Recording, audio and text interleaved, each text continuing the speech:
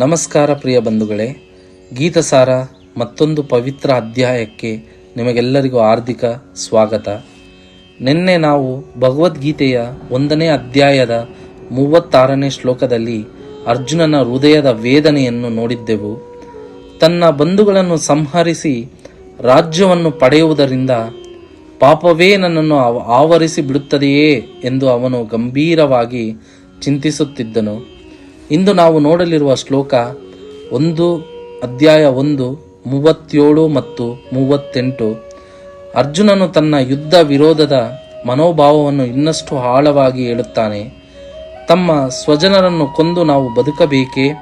ಅಂತಹ ಜಯಕ್ಕೆ ಅರ್ಥವೇನು ಎಂದು ಮಹಾನ್ ಮಾನವೀಯ ಪ್ರಶ್ನೆಯನ್ನು ಅವನು ಕೇಳುತ್ತಾನೆ. ಈ ಶ್ಲೋಕ ನಮ್ಮ ಜೀವನಕ್ಕೂ ಅತ್ಯಂತ ಮಹತ್ವದ ಸಂದೇಶವನ್ನು ಕೊಡುತ್ತದೆ. ಬನ್ನಿ ಇಂದಿನ ಶ್ಲೋಕದೊಳಗೆ ಇರುವ ಆಧ್ಯಾತ್ಮಿಕ ಮತ್ತು ಜೀವನದ ಸತ್ಯವನ್ನು ಅರಿಯೋಣ. ಯದ್ಯಪ್ಯೇತೆ ನ ಪಶ್ಚಾಂತಿ ಲೋಭಪಃ ಚೇತಸಃ ಕುಲಕ್ಷಯ ಕೃತಂ ದೋಷಂ ಮಿತ್ರದೋಹೇ ಚ ಪಾತಕಂ ಕಥಂ ನ ಜ್ಞೇಯಮಸ್ಮಾಭಿಂ ಪಾಪದಸ್ಮಾನಿ ವರ್ತಿತಂ ಕುಲಕ್ಷಯಕೃತಂ ದೋಷಂ ಪ್ರಪಶ್ಯದಿ ಜನಾರ್ದನ. ಅನುವಾದ: ಏ ಜನಾರ್ದನ, ಈ ಜನರ ಹೃದಯಗಳು ಸಂಪೂರ್ಣವಾಗಿ ದುರಾಶೆಗೆ ವಶವಾಗಿವೆ. ತಮ್ಮ ಕುಟುಂಬದವರನ್ನು ಕೊಲ್ಲುವುದರಲ್ಲಾಗಲಿ ಮಿತ್ರ ದ್ರೋಹದಲ್ಲಾಗಲಿ ಇವರಿಗೆ ದೋಷವೇನೂ ಕಾಣುವುದಿಲ್ಲ. ಆದರೆ ಕುಲಕ್ಷಯವನ್ನು ಮಾಡುವುದು ಪಾಪವೆಂದು ತಿಳಿದ ನಾವು ಈ ಪಾಪ ಕಾರ್ಯವನ್ನೇಕೆ ಮಾಡಬೇಕು? ಅರ್ಥ: ಎದುರಾಳಿಯು ಯುದ್ಧಕ್ಕಾಗಲಿ ಜೂಜಿಗಾಗಲಿ ಆಹ್ವಾನಿಸಿದಾಗ ಕ್ಷತ್ರಿಯನಾದವನು ತಿರಸ್ಕರಿಸಲಾಗದು. ಇಂತಹ ಕರ್ತವ್ಯಕ್ಕೆ ಬದ್ಧನಾದ ಅರ್ಜುನನು ಯುದ್ಧ ಮಾಡಲು ನಿರಾಕರಿಸುವಂತಿರಲಿಲ್ಲ. ದುರ್ಯೋಧನನ ಪಕ್ಷವು ಅವನಿಗೆ ಸವಾಲು ಎಸೆದಿತ್ತು. ಈ ಸನ್ನಿವೇಶದಲ್ಲಿ ಎದುರು ಪಕ್ಷವು ಇಂತಹ ಸವಾಲಿನ ಪರಿಣಾಮಕ್ಕೆ ಕುರುಡಾಗಿರಬಹುದು ಎನ್ನುವುದನ್ನು ಅರ್ಜುನನು ಪರಿಗಣಿಸಿದ.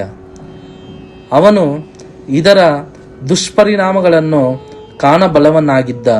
ಆದುದರಿಂದ ಅವನು ಸವಾಲನ್ನು ಒಪ್ಪಿಕೊಳ್ಳುವುದು ಸಾಧ್ಯವಿರಲಿಲ್ಲ. ಪರಿಣಾಮ ಒಳ್ಳೆಯದಾಗಿದ್ದಾಗ ಮಾತ್ರ ಕರ್ತವ್ಯವು ವ್ಯಕ್ತಿಯನ್ನು ಬಂಧಿಸುತ್ತದೆ. ಪರಿಣಾಮವು ಬೇರೆಯ ರೀತಿಯಾದಾಗಿದ್ದರೆ ಅದು ಯಾರನ್ನೂ ಕಟ್ಟಿಗೆ ಒಳಪಡಿಸುವಂತಿಲ್ಲ. ಯುದ್ಧ ಮಾಡುವುದರ ಪರವಾಗಿ ಮತ್ತು ವಿರುದ್ಧವಾಗಿ ಈ ಎಲ್ಲ ಅಂಶಗಳನ್ನು ಪರಿಶೀಲಿಸಿ ಅರ್ಜುನನು ಯುದ್ಧ ಮಾಡುವುದಿಲ್ಲ ಎಂದು ನಿರ್ಧರಿಸಿದ.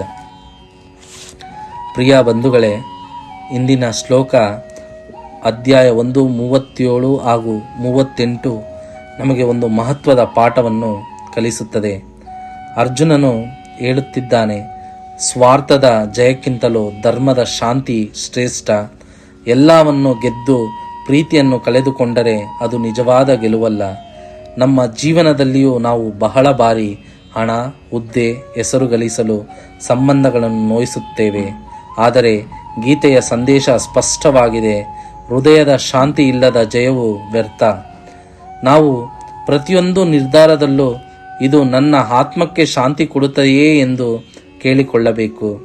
ಇಂತಹ ಗೀತೆಯ ಅಮೃತ ವಚನಗಳು ನಿಮ್ಮ ಜೀವನಕ್ಕೂ ಬೆಳಕು ನೀಡುತ್ತಿದೆ ಎಂದರೆ ದಯವಿಟ್ಟು ಗೀತಸಾರ ಚಾನಲನ್ನು ಸಬ್ಸ್ಕ್ರೈಬ್ ಮಾಡಿ, ವಿಡಿಯೋವನ್ನು ಲೈಕ್ ಮಾಡಿ ಮತ್ತು ನಿಮ್ಮ ಸ್ನೇಹಿತರೊಂದಿಗೆ ಶೇರ್ ಮಾಡಿ. ನಾವು ಪ್ರತಿದಿನವೂ ಒಂದು ಶ್ಲೋಕದ ಮೂಲಕ ನಮ್ಮ ಜೀವನವನ್ನು ಬದಲಾಯಿಸಿಕೊಳ್ಳೋಣ.